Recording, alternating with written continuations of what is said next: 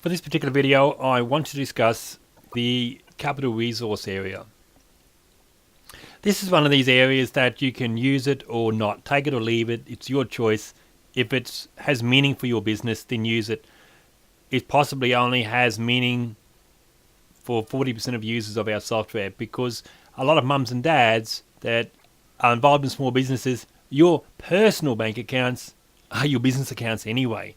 I've got some friends who run a small business, and their business is them. It is their business. I mean, they work from home.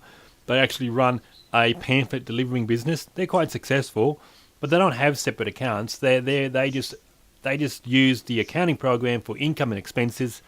They record all the income, record all the expenses, and they have no need for this, because any drawings they're making from the business or anything they're receiving, the whole total income is taxed for tax anyway. So they don't use this area. They say these sorts of areas mean nothing for them, and that's the value, or that's the benefit of this program. If an area in the program doesn't suit your business, don't use it. Toss it. Don't make your work any harder. Don't make your time in the accounting program longer than it needs to be. No one's paying you for it, so why waste time in here? However, depending upon the setup of your business, this could be a valuable area. You might have it set up in a unique way that if you're drawing money out to pay yourself, you want that recorded as drawings, or you want to at least show somewhere in the business, or somewhere in your reporting at the end of the year, money you've put back into the business and money you've taken out. So when you take it to your account, at least you can print him a separate report and say, look, there's money I've put in and taken out, now you sort it out. And that's the value of this screen. So this is self-explanatory. You can put in the date that you might have withdrawn or taken money out. It gives you a resource category. You can actually create resource categories. Here I'm going to go drawings. I'm drawing money out. It gives you additional information if you want to put that in there. And I'm going to say, well, my monthly. But you have an in and an out. Now, it allows you to say money coming in, money going out of the business. So in this case, I click.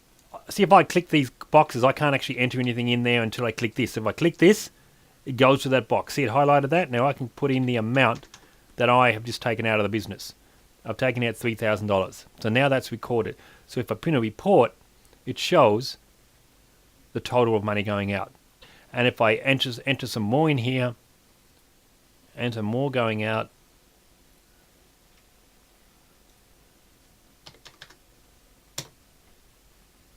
okay, it does. I just did that then without putting anything in this column because I didn't think it needed anything, and it doesn't. It's now total. See, so it totals that. It totals that according to the categories that you design. So you don't actually need anything in here. If it's owner's drawings, it's pretty obvious what it is. But you might have different categories for different reasons, and it's really up to you what it is you're putting in there. Obviously, drawings and withdrawals could be different. I mean, I use the withdrawals. I actually do use this section in my businesses, because if I put money back into the business, if I'm having a cash flow issue at that time, and I might take money out of my personal funds and put into the business, say I put $5,000 in, later on, I don't want that to show as drawings. I want that to show as withdrawals. So if I might withdraw the $5,000 back out, they don't have to be taxed on that, because I was already taxed on that when I first earned the money income. That was my personal fund. So I put it in the business, I take it back out, but I have to show it somewhere.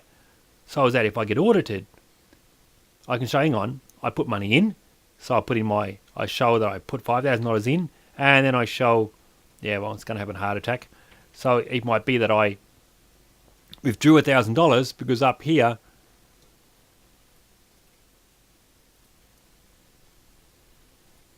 I might show that coming in, I put in $5,000, right? Which would obviously happen. It was obviously happened before I withdrew it. I'm putting it in first. So if I put money into my business, and then I come back a month later and take money out of my business, I might want to show that I've put in money going in.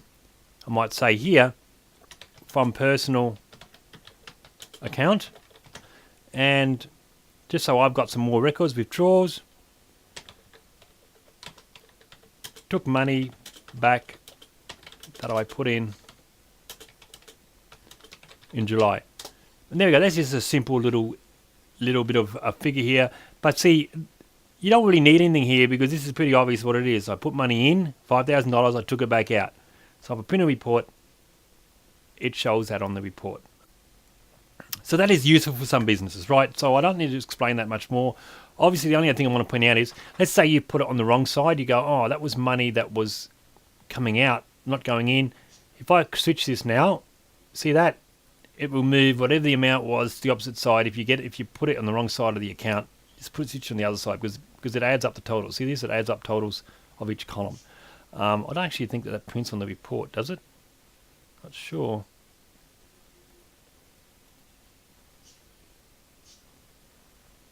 No, it doesn't print those totals.